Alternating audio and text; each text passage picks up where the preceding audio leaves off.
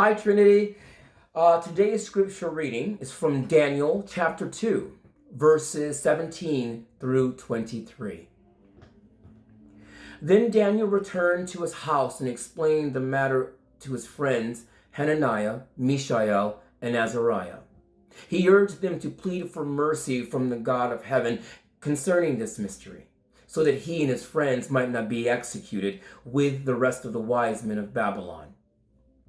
During the night, the mystery was revealed to Daniel in a vision. Then Daniel praised the God of heaven and said, "Praise be to the name of God forever and ever. Wisdom and power are his. He changes times and seasons. He disposes kings and raises up others. He gives wisdom to the wise and knowledge to the discerning. He reveals deep and hidden things. He knows what lies in darkness, and light dwells with him.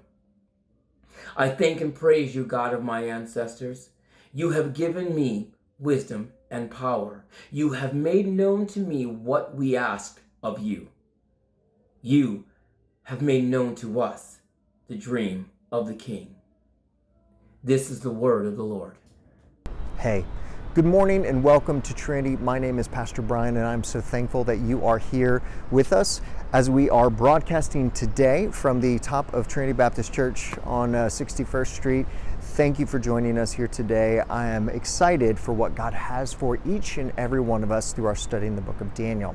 Now let me pause and give just a bit of a new thing that we're doing that I want to make sure that you're aware of. It's a really cool resource. One of the challenges of doing a book like Daniel is it's got so much depth to it. And it really invites a very full discussion on a whole lot of different areas that frankly we don't have time for in a 25-minute message that kind of comes into Sunday morning. So what we're going to be doing is I'll be pushing out some videos in the coming weeks that are going to aid you actually in your study of the book of Daniel. One of my prayers and just a heart as a pastor is that people don't necessarily see church as a way to kind of outsource their spiritual journey, but actually just a tremendous resource and encouragement in it, that as people use the giftedness that God has given them, they work in the community by the power of the Spirit, that they are actually pursuing passionately after Jesus and studying His Word.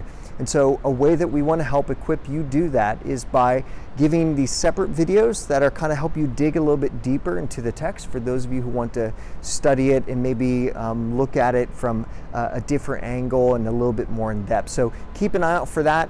If you haven't already, subscribe to Trinity so you can see when those videos pop up and you join us along in your own personal study. And I promise you that God's Word will make an incredible impact in your life. So stay tuned for that. Now, today we are in Daniel chapter 2, and we're going to be pivoting from the story of just kind of the narrative setup that we saw in chapter 1, which, by the way, if you didn't see the video, I encourage you to go back and watch it. It sets a lot of foundation for us.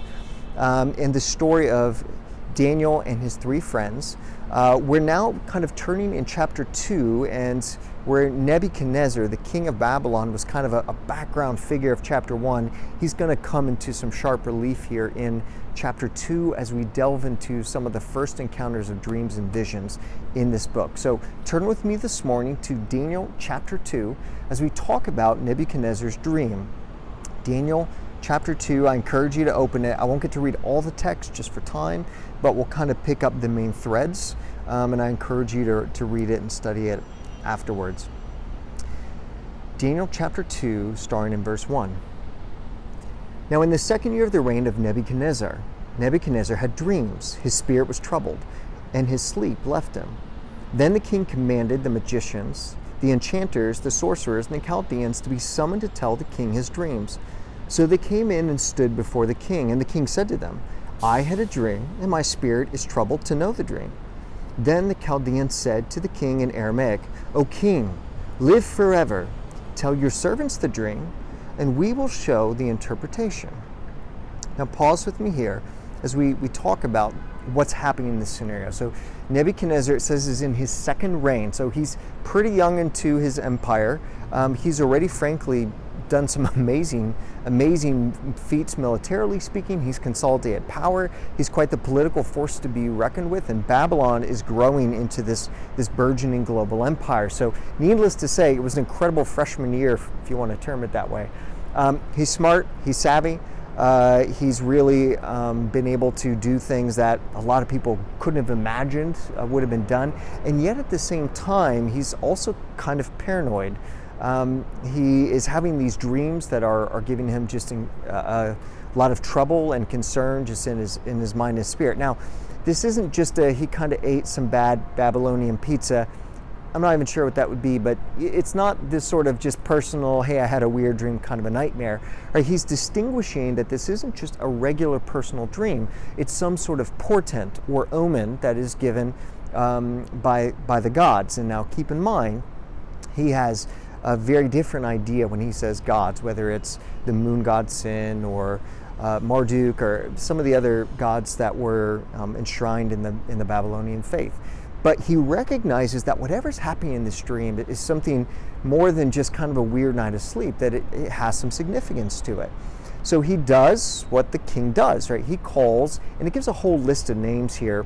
You've got magicians, enchanters, sages, wise people. The book of Daniel actually uses a lot of different ways to describe this kind of occupation within the court life of somebody who was a learned individual. They were kind of a court denizen, someone who would be a part of making the wheels turn within the empire, and particularly they would be able to look at history and religious texts and keep this kind of codex of omens and be able to try to divine maybe what the future is to give some advice to the king, whether it be about battles or policies, different things like this. In fact, you'll maybe recognize some of the elements of this story coming back all the way from the story of Joseph with the king in Egypt, right? With the Pharaoh, and a very similar scenario of a dream that needs to be interpreted and calling forward some kind of court magicians.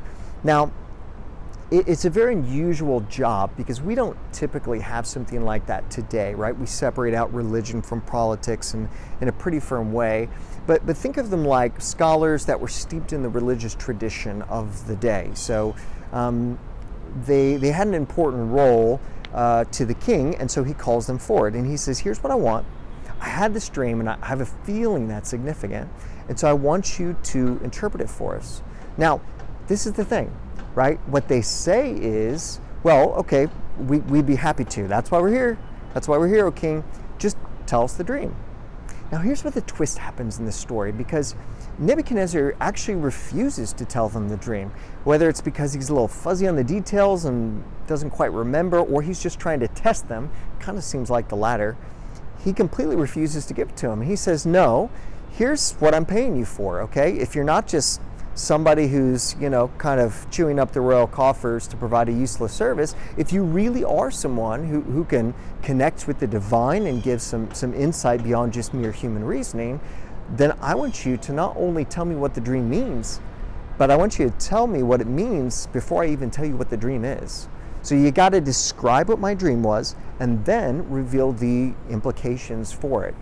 Now, you can imagine kind of how well that went over. In fact, this whole group of kind of court magicians sit there and go, are you kidding me? No one's ever been asked to do this. I mean, that's not my job description, when they pull out their job description here.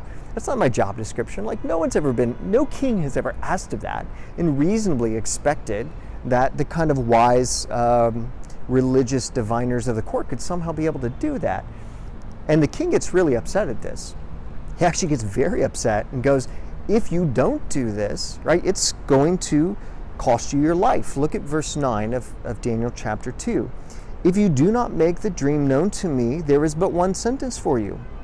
You have agreed to speak lying and corrupt words before me till the times change. Therefore, tell me the dream, and I shall know that you can show me its interpretation. The Chaldeans answered the king and said, there's not a man on earth who can meet the king's demand. For no great and powerful king has asked such a thing of any magician or enchanter of the Chaldeans. The thing the king asked is difficult, and no one can show it to the king except the gods whose dwelling is not with flesh. Now, this is pretty interesting here because what it really reveals is that these supposed wise people of the Chaldeans, or these people who advised the king of Babylon, right? They're really limited. I mean, they're just kind of scholars who are following this formulaic thing. Okay, tell us the dream. We're going to pick out certain elements and say, well, that kind of fits with this body of religious text or with this thing we have on history record, and so we think it might apply. And they're just extrapolating from data that they have. But what happens when you don't have the data? And see, they reveal what is true and ultimately defunct about their system, was that we don't have access to the divine. And guess what? The divine doesn't come down here. See, there's this incredible gap that creates this epistemological gap, this gap of knowledge. How can we, who are down here and don't have access to the heavens, somehow be able to tell to you? And to further complicate the issue, the heavens don't come down here to tell us. There's this gap. You know the fascinating thing about this chapter, right? The main character is actually who we're about to encounter here soon, which is God, Jehovah, the God of Daniel. It's not really about Daniel and the king, it's about the movement of God. But you have the king, the court magicians, you've got Daniel, you've got God of the Bible, and conspicuously absent, right, is the God of the Babylonians. Not once are they even mentioned except in reference to their absence. That the gods, i.e. the Babylonian deities that were worshipped, they're not around. They don't interact and dwell with men, right? They're the ones who are completely absent in all this. And so they're really left in a kind of bereft and poor situation to go, we can't do what you're asking, and the gods we worship don't show up like that. Well, needless to say, that doesn't go over super well with the king, who's maybe known for his anger. And so on hearing this, Daniel and his three friends, who because of what we saw in chapter 1, are considered now part of those wise men, those court magicians, providing counsel within the court, they hear that all of them are going to be killed, right? Not just the ones who were talking with the king right then, but actually Daniel and Shadrach, Meshach, and Abednego are going to be swept up in this. And so Daniel does an incredibly bold action. So it says this in verse 14, then Daniel replied with prudence and discretion to Arioch, the captain of the king's guard, who had gone out to kill the wise men of Babylon. He declared to Arioch, the king's captain, why is the decree of the king so urgent? Then Arioch made the matter known to Daniel, and Daniel went in and requested the king to appoint him a time that he might show an interpretation to the king. Now, this is a pretty bold move on Daniel's part, okay? A lot of times in the environment and the setup then, you didn't just walk into the king's room. It wasn't like, you kind of wave at the secretary and throw open the door and waltz on in, right? There was whole procedures and postures and ceremonies that must be done. You can see some of that in the book of Esther, right? And so Daniel actually just, in a very bold move, comes before the king in a very short notice and says, I'd like to ask for time to ask my God to give an interpretation to this. And so God gave favor, and Nebuchadnezzar allowed Daniel and his friends what the other magicians weren't allowed, which was time to think on it. And so they go back, and in verse 17, here's what they do. Then Daniel went to his house and made the matter known to Hananiah, Mishael, and Azariah, his companions, and he told them to seek the mercy of God of heaven concerning this mystery, so that Daniel and his companions might not be destroyed with the rest of the men of Babylon. Then the mystery was revealed to Daniel in a vision in the night.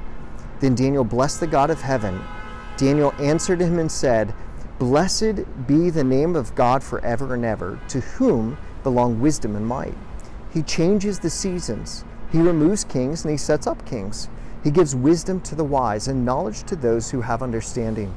He reveals deep and hidden things. He knows what is in the darkness, and the light dwells with him. To you, O God of my fathers, I give thanks. I give thanks and praise, for you have given me wisdom and might, and you have made known to me what we ask of you, for you have made known to us the king's matter. Now, from the overarching storyline of the book of Daniel, this is one of the key texts that I just read, Daniel's prayer of response. It's an incredibly faith-filled response that says, you are the God who sets up the seasons. Seasons come and seasons go. You are the God who raises up kings, who raises up empires. Remember chapter 1, it was God who gave Judah into Nebuchadnezzar's hands. That it is God who is above all, that even though things change, and change is inevitable, okay? The world that we live in, change is inevitable. But God is immutable. Right, God is actually this unchanging figure who is above it all, who is working now a sovereign plan. And even though these things are changing, seasons come, seasons go, kingdoms rise, kingdoms fall, it's actually God's hand who is behind it all, and this immutable, unchanging God who Daniel is praising and putting his faith in. Now, what's amazing about this prayer? What is Daniel actually saying? Right? Just a vision, and I mean, to be fair, he did pretty good on his tests in chapter 1, and he apparently had glowing skin, wonderful complexion and a luster in his hair, right? But as far as like God showing up in this amazing, miraculous way, he's seeing more kind of secondary effects. But I mean, what he's about to talk about here is that God is actually revealing the future of what's going to happen to Nebuchadnezzar. But that's the catch. It's the future. I mean, it's impressive that he got a hold of the dream, but it actually hasn't happened yet.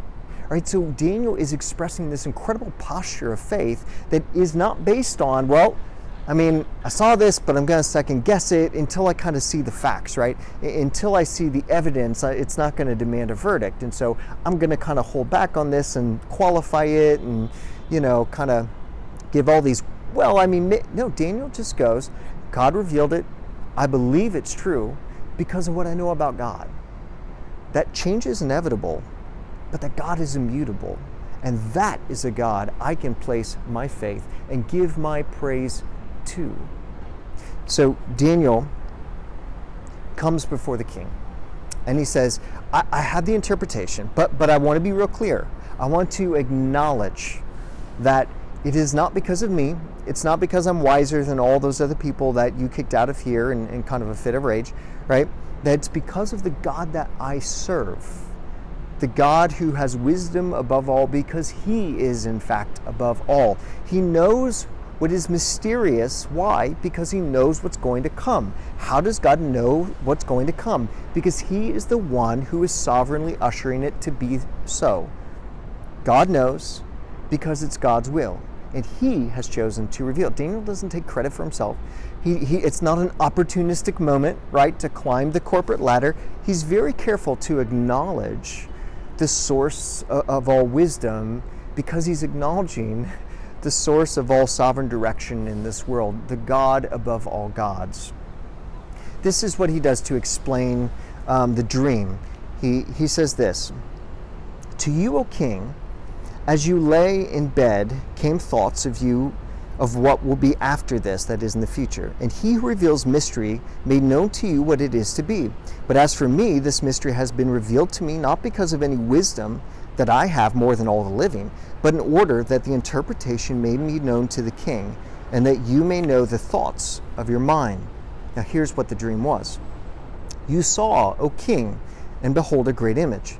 This image, mighty and exceeding brightness, stood before you, and its appearance was frightening. The head of this image was fine gold, its chest and arms of silver, its middle and thighs of bronze, and its legs of iron, its feet partially of iron and partially of clay. As you looked, a stone was cut out by no human hand, and it struck the image on the feet of iron and clay, and broke them into pieces. Then the iron and the clay, the bronze and the silver, and all the gold, all came together, were broken in pieces, and they became like chaff of the summer threshing floor, and the wind carried them away, so that not a trace of them could be found. But the stone that struck the image became a great mountain and filled the whole earth." So this was the dream that Nebuchadnezzar had of this incredible statue. And Nebuchadnezzar knew instantly this wasn't just a weird kind of nightmare, rough night of sleep sort of a thing. but that this was a revelation from God that was important. Daniel goes, you're absolutely right. In fact, it's a vision of the future. God has deigned to give you a knowledge of what's going to happen. And so he imagines a statue that has these kind of 4 different phases of it, right? You've got gold at the top at the head, silver at the shoulders and the arms. You've got bronze for kind of the midsection, and then down at the bottom is iron, and the further you go it's getting mixed with clay. Now, there's a whole lot of interpretive options here. You've got some who will say, okay, these 4 will kind of equate to some of the future empires that are going to come. So Babylon, the Medes and the Persians, the Greeks, and then you get into Rome, which kind of dismantles near the end of its time, and it leads up and around to the time of Jesus. You've got different interpretive options that say, actually this was focused on the Babylonian Empire, which had these different successors, starting with Nebuchadnezzar as the top, and then it kind of gets different until you get to the bottom, where all of a sudden it was destroyed in a very quick instance by Cyrus. And so you've got some different ways to view this. If you want to hear a bit more about that and some of the interpretive measures and how we think through this, be sure to check out the Digging Deeper video on this. Suffice it to say, for this point, what it's clearly communicating is that there is going to be this progression that God has already ordained, that he is aware of, and that at some point it's going to come to this gold, silver, bronze. They're all, even iron. I mean, they're all images of royalty, of strength, of scarce materials that are used in all forms of worship, and these are really kind of kingly, strong, empire-esque elements. But then when you get to the bottom, it starts getting mixed with clay. Now, you don't have to be a metallurgist or a blacksmith to know what happens when you mix metal with clay, right? As strong as iron may be, it will also make it incredibly brittle. And at some point, this really strong thing is just going to shatter. And sure enough, there is a stone that comes in this imagery and hits it right at the weak point. And not just, interestingly enough, that the part that was mixed breaks apart, but actually the entire thing shatters. And like chaff on a floor, it is blown away in the wind.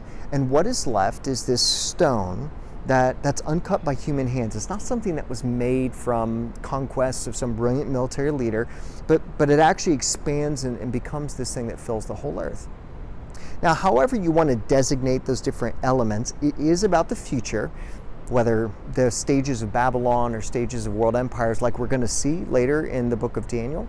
Whatever it is here, it's very clear that God is in control, that at some point all these man-made structures, right, that are supposed to be these enduring, lasting empires, that everybody with this incredible amount of arrogance and pomp and circumstance is, look at the greatness that we have built, is going to come crashing down by a very specific divine moment. And that this picture of God's sovereignty, of God's strength, of God's kingdom is going to fill up and become this thing that wasn't created by man, but it was intended by God, a sovereign God who is ushering all of history to the end that he deigns. And so the interpretation is really about the future of how the world is going to work, the rise and fall of nations, just like we read earlier in the chapter, a God who changes seasons. But at the end of it all, whatever it looks like in these middle stages where you're looking at these incredible empires that seem so indomitable, I mean, they seem so strong, so enduring, at the end of it all, there's a God above everything that is sovereign over all things. He's the one who changes the times, the seasons. Kings rise, kings fall, but God's kingdom, God's coming kingdom, will be eternal. See, when we look at the theology in Daniel chapter 2, right, we see that change is inevitable, okay? Change is inevitable. And whatever you think that you're holding on to, that this is going to be life, whether it's just time, age, the situations, politics, pandemics, I mean, you name it, change is inevitable. But what Daniel's teaching us is that above all this change, God is immutable. God is actually this sovereign, unchanging God who is moving all things towards his desired ends. And what is that end? It's God's kingdom. And God's kingdom is eternal. Right? Not this thing that was built and is someday going to collapse, but that this God's sovereign strength and plan and kingdom is going to fill the whole earth. And that is what Daniel, when he sees it, responds with this heart of worship, even though he hasn't even seen it happen yet, to go, you are a God to be praised above all other gods. Now, as we wrap the story here, when it closes with the interpretation of this dream, Nebuchadnezzar is just blown away. And Nebuchadnezzar makes this statement and says, truly your God is a God like no other, who can reveal mysteries, and he's revealed them through you. And in a similar way to chapter 1, where Daniel decided to take a stand, to resolve to follow God, he took a risk and was willing to exercise his faith, that he was rewarded. In a similar way, Daniel was given a position of increased authority above all of those other court denizens who weren't able to interpret the dream, all the other magicians and enchanters of the Chaldeans. And Daniel, and he requests for his friends as well, are elevated to positions of leadership. When we stop and we think about just this incredible idea, that however you want to label those different kingdoms, the idea that God is actually the one who is shaping all of history, it should cause our hearts to respond in this incredible, first of all, awe and trust and a confidence and a worship of a God who is capable of such things, right? This isn't just for Nebuchadnezzar. This isn't just for kings who are trying to think through their succession planning and the hubris that they have over, I have to make this kingdom that goes down in history, right? This is actually true of all people, that a belief and a trust in the end changes our views today, right? This is why Jesus, when the disciples are learning to pray, they say this, our Father who art in heaven, hallowed be thy name, thy what? Thy kingdom come, thy will be done on earth as it is in heaven. Right, this idea that this vision of tomorrow, this belief, this posture of faith that says, I believe in a sovereign God. I believe in a sovereign God who is moving all things to his desired end, that he's in control, that he's good, and that changes, that view of the end, that vision, that dream of the end actually changes my life today. That, all the stress that goes into how do we live life, and what about this, and our kids getting into this school, or me getting this promotion, or what's going to happen with my health, what's going to happen with extended family, and just our nation, our country, just all the rising and falling, to step back and to take a breath and say, what I'm believing in today? Change is inevitable. It's just part of life. But God is immutable, and his kingdom is eternal. And when we fix our eyes on his kingdom come, that it actually shapes us in the very moment in which we stand today. May you find confidence. May you find a heart of worship. May you find a response of faith in a God who is above all, ushering the world towards the end that he has designed. And may his kingdom come into your life this week. For it's in Jesus' name we pray. Amen.